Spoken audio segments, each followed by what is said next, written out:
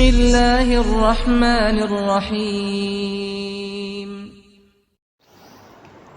Assalamualaikum warahmatullahi wabarakatuh.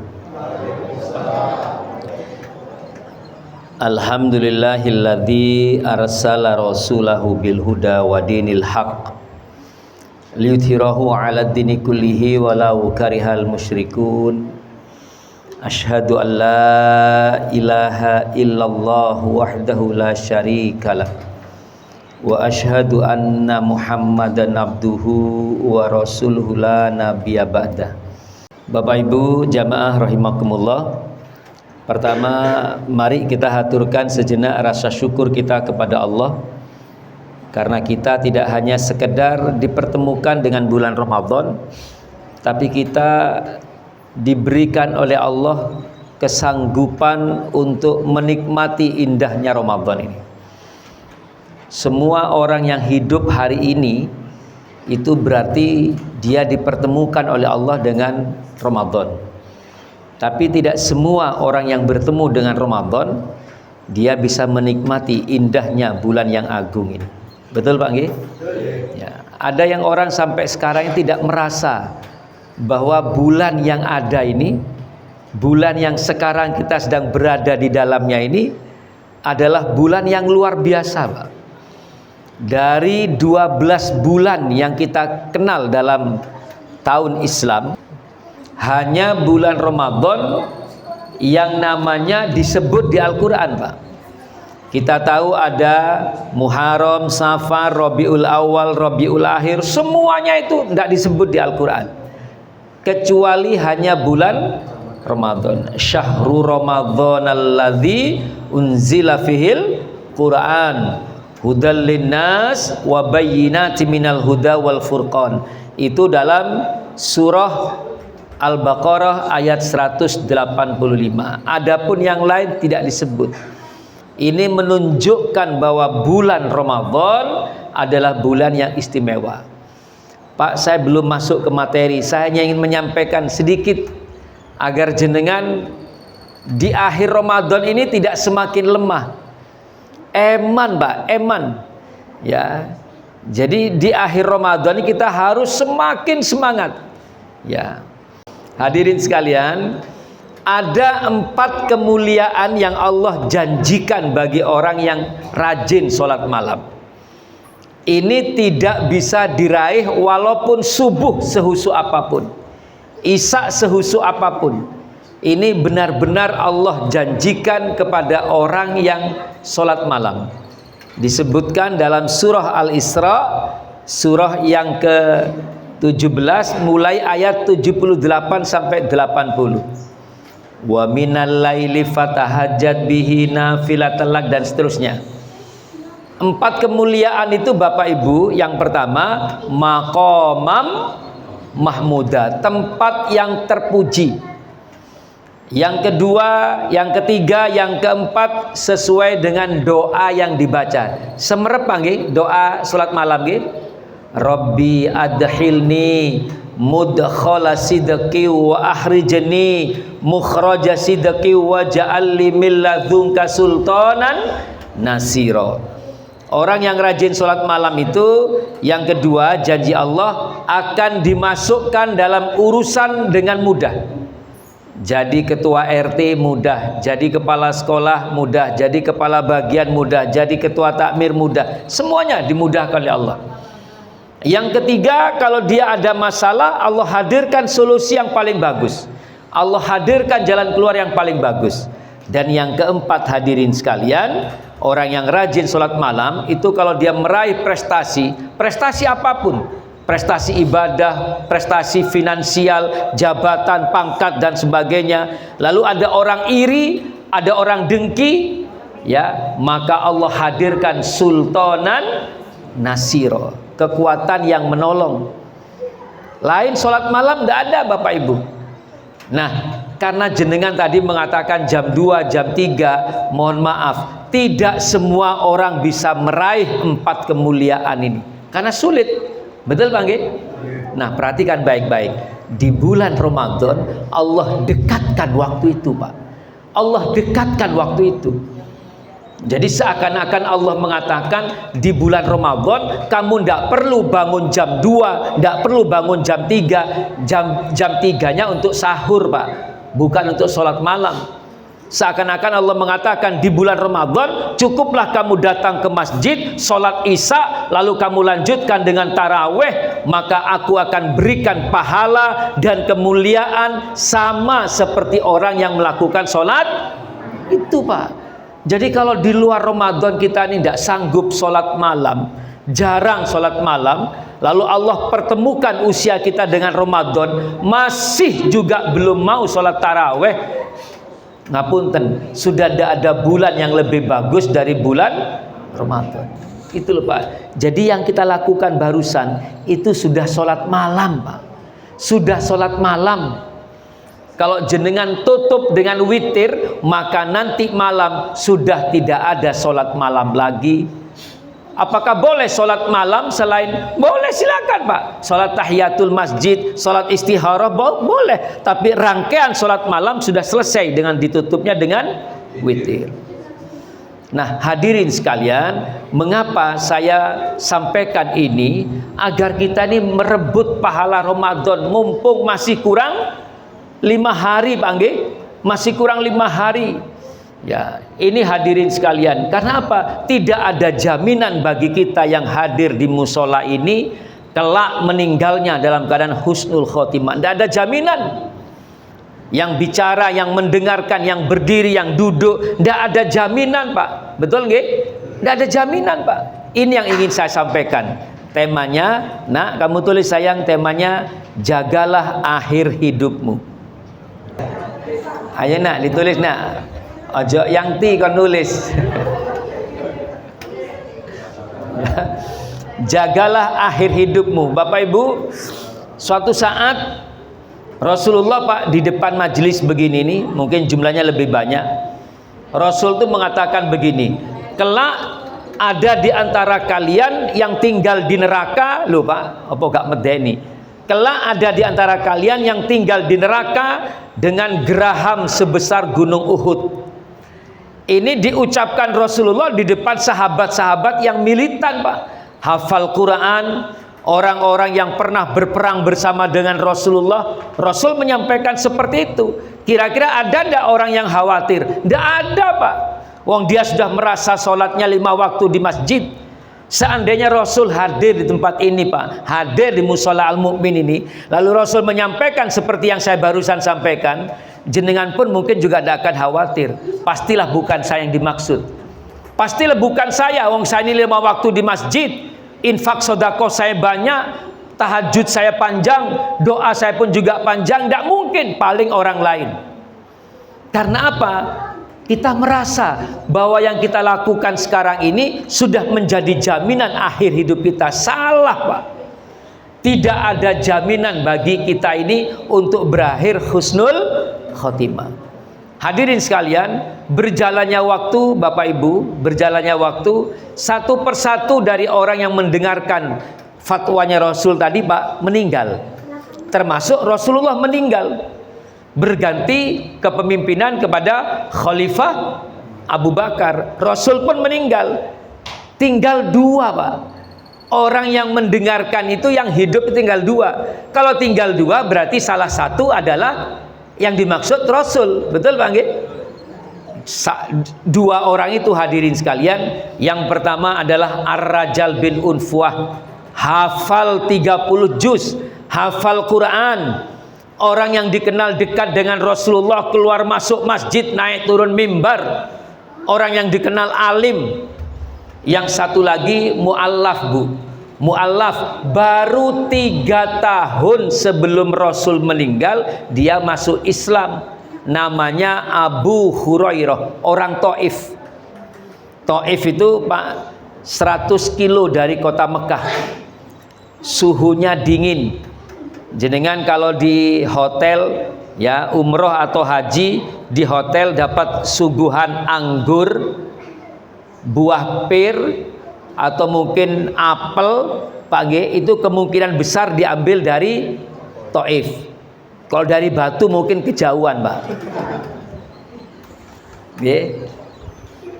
Abu Hurairah ini 3 tahun sebelum Rasul meninggal masuk Islam. Apa nih gak kemut-kemut karek loro jan Abu Hurairah. Yang sana adalah orang yang hafal Quran, yang sudah lama masuk Islam, dikenal dekat dengan Rasul. Tidak mungkinlah mereka, tidak mungkinlah dia. Tapi apakah ya saya? Hadirin sekalian, dalam kepemimpinan Abu Bakar As-Siddiq hiduplah seorang pendusta agama bernama Musailamah Al-Kadzab. Al-Kadzab itu julukannya Pak. Kadzab itu artinya pendusta, dusta. Ya, Musailamah ini mengaku sebagai penerus Kanjeng Nabi, mengaku sebagai Nabi setelah Muhammad Rasulullah. Ya, perlahan-lahan banyak orang yang kepencut, banyak orang yang terpikat dan akhirnya mengikuti alirannya, mengikuti pemahamannya. Lah, melihat ini hadirin sekalian, Ar-Rajal bin Unfuah menawarkan diri kepada Khalifah Abu Bakar untuk mendakwahi. Ya Khalifah, izinkan aku berdakwah kepada Musailamah Al-Kadzab. Saya akan kembalikan dia kepada Islam yang benar. Saya akan kembalikan dia pada tauhid yang benar. Yang nawarkan ini bukan orang ecek-ecek Pak. Orang yang hafal Quran, hafal 30 juz. Kalau kita ini kan hafal juz 30 Pak. Beda 30 juz dengan juz 30 beda. Betul Bu ya? Ya. Yang menawarkan diri orang hebat dipersilahkan oleh Khalifah Abu Bakar. Silakan kamu dakwahi ya agar Musailamah kembali pada Islam yang benar. Hadirin sekalian, saya baca dalam tarikh Islam itu Pak, ketika Ar-Rajal bin Unfuah datang menemui Musailamah, Musailamah ini memang sempat grogi Pak, karena dia tahu kelasnya Ar-Rajal bin Unfuah. Apa yang terjadi Pak? Ditawari separuh dari kekayaannya Musailamah Al-Kadzab. Murni Pak, hasil dagang, bukan hasil ngoplos pertalite ke Pertamax Pak ini Pak. Ya, ini murni kekayaannya Musailamah Al-Kadzab. Ya, ditawarkan separuh dari kekayaannya. Hadirin sekalian, jangankan bisa mendakwahi Musailamah, yang terjadi adalah Ar-Rajal bin Unfuah juga mengakui bahwa Musailamah itu adalah Nabi setelah Muhammad Rasulullah. Bu, kalau sudah ada Nabi setelah Muhammad Rasulullah dan orang percaya, mohon maaf, syahadatnya batal. Syahadatnya batal. Hati-hati Pak Adi, sekarang nih Pak, banyak wajah-wajah Yaman, ya, wajah-wajah Arab ya, yang mengaku-ngaku sebagai dzurriyyat Nabi, terus ngedol itu. Pernah Pak Yanto lihat nggih di TikTok, di Instagram? Jadi aqua ini Pak, botol aqua diidoni wis dituku larang. Kadang-kadang dirijin dicelupno ini wis. Lah kene wajah-wajah Surabaya ojo mana driji masih lengannya dilebokno gak payu. Ya. Itu Pak akhirnya viral Pak, mobil mewahnya banyak sekali oleh dodolan. Hati-hati Pak. Hadirin sekalian, masuklah Ar-Rajal bin Unfuah di sana Pak. Nah, setelah ada ulama di samping penguasa, lah ini Pak, ini menjadi justifikasi, menjadi legitimasi, menjadi stempel. Semakin banyaklah orang yang tertarik mengikuti alirannya Musailamah Al-Kadzab. Karena banyaknya yang ikut hadirin sekalian, maka Khalifah Abu Bakar memutuskan untuk memerangi Musailamah Al-Kadzab. Maka matilah Musailamah Al-Kadzab di tangan Wasyi. Pernah dengar siapa Wasyi Mas? Pernah dengar Wasyi? Ya. Pernah ketemu? Wasyi itu adalah seorang budak yang membunuh Hamzah bin Abdul Muthalib di perang Uhud. Dia merasa menyesal karena membunuh paman Rasul. Akhirnya Pak, dia membunuh Musailamah Al-Kadzab. Ya, adapun Ar-Rajal bin Unfuah seorang ulama yang sering jadi imam, sering jadi khotib, ya, seorang yang disanjung-sanjung karena kealimannya, meninggal dalam keadaan kafir di tangan Zaid bin Khattab, kakak dari Umar bin Khattab. Inilah yang saya katakan akhir hidup Pak. Betul Pak nggih? Akhir hidup. Pak Nun Sewu, jenengan tadi berangkat dari rumah masuk ke masjid. Kalau saya karena rumah saya jauh, saya banyak bertemu banyak orang Pak.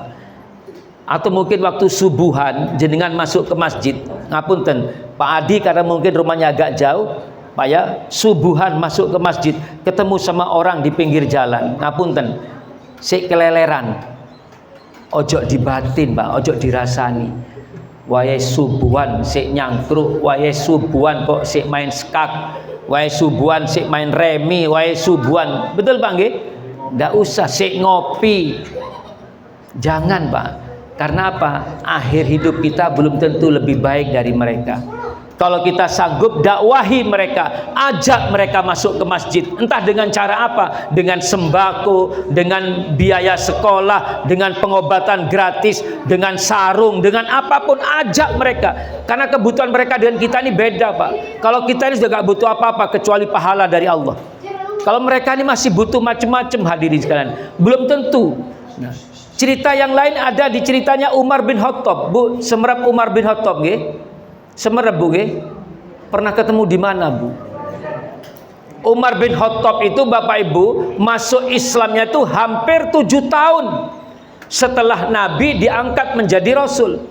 Setelah Muhammad Rasul diangkat menjadi Nabi, bulan Dzulhijjah tahun ke-6 kenabian. Sebelum masuk Islam Pak, jahatnya luar biasa. Ya, sahabat-sahabat Rasul itu dianiaya, disiksa, sampai mereka tuh lari hijrah ke Habasah tahun ke-5 kenabian. Lari Pak itu Pak. Ya, sama Rasul diselamatkan, suruh pindah ke Habasah, ke Ethiopia. Ya, agar orang-orang yang pertama memeluk Islam itu selamat. Silahkan jenengan buka daftar di Google Pak. As-sabiqunal awalun, orang-orang yang pertama kali memeluk Islam, tidak ada nama Umar bin Khattab itu Pak. Pernah membunuh anaknya, dia malu punya anak perempuan, diajak ke gurun, dibikinkan lubang, disiram, teriak-teriak anaknya, abi kenapa kau siram aku dengan pasir? Ketawa-ketawa Sayyidina Umar. Kita belum pernah melakukan kejahatan seperti itu Pak. Jenengan seandainya ketemu dengan Umar sebelum masuk Islam Pak, jenengan mungkin mesti dalam hati ini mesti rodok mangkel, tapi gak kira wani ngomong. Saya yakin gak wani ngomong, wong setan wedi kok Mbak Umar. Sayyidina Umar tuh Pak kalau lewat di jalan begini Pak, setan tuh langsung nyempal Pak, suwaking takutnya.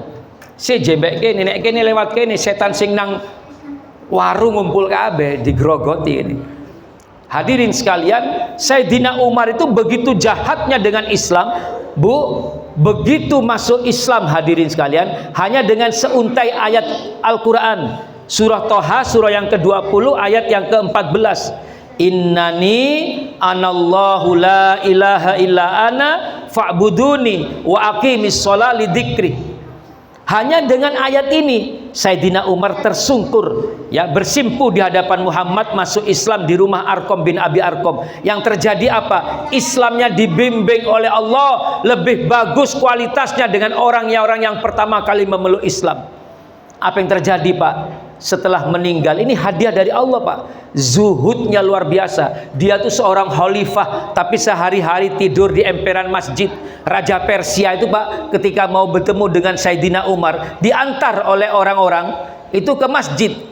Apa katanya? Loh, saya ini mau ketemu rajamu, saya ini mau ketemu dengan khalifah, kenapa kamu antar ke masjid? Wis lah, ojo kakak ngomong, ayo tak terno. Khalifah Umar itu Pak tidur di emperan masjid, dijaga sama anak-anak yang bermain di luar itu Pak. Hanya beralaskan tangan lengannya sebelah kanan. Itu khalifah kita, Sayyidina Umar. Hadirin sekalian, setelah meninggal Allah berikan hadiah. Apa hadirin sekalian? Bu, setelah Sayyidina Umar meninggal, jenazahnya Allah sandingkan dengan kekasihnya, yaitu Muhammad Rasulullah. Betul? Di mana itu Pak? Di Masjid Nabawi di Madinah, betul Bu nggih? Di sampingnya Raudhah, itu kita pintu keluar ada 3 makam Pak. Dari arah pintu keluar, yang pertama itu adalah makam Sayyidina Umar, yang kedua makam Sayyidina Abu Bakar, yang paling ujung itu makamnya Muhammad Rasulullah sallallahu alaihi wasallam. Padahal ini orang yang paling benci dengan Muhammad. Itulah akhir hidup Pak. Yang tadi orang alim akhirnya matinya mati kafir, yang ini orang kafir matinya disanjung oleh Allah. Itu Pak, kita tidak tahu rahasia kita ini. Adapun istrinya Bu, siapa Bu? Istrinya Rasul itu siapa yang paling lama dengan Rasul itu? Khadijah binti Khuwailid itu orang paling kaya, bukan perempuan paling kaya Pak, tapi orang paling kaya. Dia korbankan semuanya, semua hartanya dia korbankan. Sampai di penghujung umurnya, Khadijah binti Khuwailid itu Pak, hanya sekedar kain kafan tidak punya Pak. Hanya sekedar kain kafan tidak punya. Padahal hartanya Pak, katanya Pak, waktu kayanya itu, kalau untanya pergi ke Syam, kalau berdagang ke Syam, unta yang pertama ini Pak sudah melewati perbatasan kota Mekah, unta yang terakhir itu masih di kandangnya Pak. Saking kayanya. Semuanya habis demi mendukung kenabian dari Muhammad Rasulullah. Apa hadiah dari Allah? Tidak ada kesempatan dia bersanding jenazahnya dengan Muhammad Rasulullah. Itu hadirin sekalian. Kita tidak tahu akhir hidup kita seperti apa. Betul Pak nggih? Jenengan kalau coba bertanya ke teman-teman saudara-saudara kita yang ngapunten, yang jenengan mengatakan keleleran itu, coba mereka tanya, kenapa kamu tidak ke masjid? Hati-hati Pak jawabannya Pak. Apa kata mereka? Orang masjid itu sombong. Takmir masjid itu sombong. Mereka hanya berputar-putar di antara mereka. Circle mereka tuh ya hanya pengurus-pengurus masjid. Mereka hanya bergaul di antara orang-orang yang rajin ke masjid. Kita nih Pak kalau bergaul begini nih gampang Pak. Ini orang-orang baik semua. Coba kita, dan mereka apa mereka mengatakan? Kami ini Pak dianggap orang najis. Kami tidak pernah disentuh dengan dakwah. Kami tidak pernah diajak ke masjid. Kalau mereka diajak ngaji memang tidak mungkin Pak, sulit. Karena kebutuhan mereka bukan di situ. Mereka tuh butuh sembako, mungkin butuh beras, butuh santunan. Ajak mereka dengan cara itu hadirin sekalian. Kalau sampai mereka bisa masuk ke masjid, amal jariah bagi kita untuk selama-lamanya. Ngoten Bapak Ibu nggih? Nah, sekarang kita benar-benar berada di bulan suci Ramadan. Ayo dijaga, dimohonkan kepada Allah Bapak Ibu. Bu, nun sewu Bu, doa apa yang paling jenengan sampaikan selama bulan Ramadan? Doa apa Bu? Ya Allah berikanlah rezeki, anak yang soleh dan soleha. Rasul, mohon maaf, toladan kita ini Rasulullah. Di akhir Ramadan Rasul itu berdoa yang paling penting, Allahumma innaka afuwun tuhibbul afwa fa'fu anni. Minta ampun kepada Allah. Yang paling penting itu minta ampun. Walau tidak kaya, walau tidak sehat, walau mungkin tidak dapat pasangan, walau apapun, selama dosa diampuni oleh Allah, selesai Pak. Makanya di 10 malam terakhir itikaf. Ada itikaf Pak? Ada itikaf di Al-Ikhlas. Monggo silakan Pak. Yang paling penting dari itikaf itu adalah duduk merenung Pak nggih. Sholat sunnah itu hanya sekedar tambahan, ngaji itu tambahan, tapi yang paling penting sesuai dengan terminologi bahasanya, iktikaf itu adalah merenung, duduk, lalu hadirkan semua dosa yang pernah kita lakukan. Jangan Allah Pak yang menampakkan. Kelak di akhirat kita tuh ditampakkan. Afala ya'lamu idza bu'thira ma fil qubur wa husilama fis sudur inna rabbahum bihim yaumaidillah khabir. Apa mereka tidak sadar bahwa kelak mereka dibangkitkan dari kubur, wa husilama fis sudur, dibentangkan dosa-dosa mereka mulai lahir sampai mati. Ditunjukkan Pak, kita kaget. Dosa yang disembunyikan, yang dilakukan secara rahasia, bahkan istri, bahkan anak tidak tahu kalau orang tuanya melakukan kefasikan, kezaliman. Allah tahu semuanya hadirin sekalian. Nah, oleh sebab itu hadirkan sekarang Pak. Jangan dihadirkan di akhirat. Faham Pak nggih? Hadirkan sekarang. Selama itikaf itu duduk lalu hadirkan semua dosa. Kita pernah curang, kita pernah maksiat, kita pernah apapun, hadirkan lalu mohonkan ampun. Berdoa pada Allah, Allahumma innaka afuwun tuhibbul afwa fa'fu anni. Ya Allah, Engkau adalah zat yang maha pengampun dan suka pada ampunan, maka ampunilah aku ya Allah. Hadirkan semua kesalahan itu. Selesai di dunia, di akhirat kita akan diterima oleh Allah di pintu surga. Salamun qaulam mir rabbir rahim. Selamat datang, inilah ucapan dari Tuhanmu yang maha pengasih lagi maha penyayang. Jangan sampai akhir Ramadan kita tinggalkan. Betul Bang nggih? Saya ulangi, jangan sampai akhir Ramadan kita tinggalkan. Ngoten Bang nggih? Mudah-mudahan akhir Ramadan kita tetap beribadah, tampakkan wajah kita ke hadapan Allah sampai di penghujung Ramadan. Rasulullah itu sampai penghujung Ramadan tetap di masjid. Kalau kita tidak sanggup melakukan seperti itu hadirin sekalian, maka saya mohon paling tidak sepertiga malam terakhir, jam 12 ke atas kita harus ada di masjid. Tunjukkan wajah kita kepada Allah, hadirkan semua kesalahan kita, mohon ampun kepada Allah, selesaikan urusan dosa itu di dunia, maka di akhirat kita akan diterima oleh Allah di surganya Allah. Amin ya rabbal alamin. Saya rasa mungkin itu hadirin sekalian. Mohon maaf bila ada hal yang kurang berkenan. Semoga jenengan semuanya tunai dalam beribadah di bulan suci Ramadan. Nanti kalau sampai pada hari yang berbahagia, saya atas nama pribadi dan juga keluarga menghaturkan ucapan selamat hari raya Idul Fitri. Taqabbalallahu minna wa minkum. Semoga ibadah saya, ibadah dengan semuanya diterima oleh Allah Subhanahu wa taala. Taqabbal ya Karim. Terimalah wahai Zat yang Maha Mulia. Amin ya rabbal alamin. Terima kasih. Wassalamualaikum warahmatullahi wabarakatuh.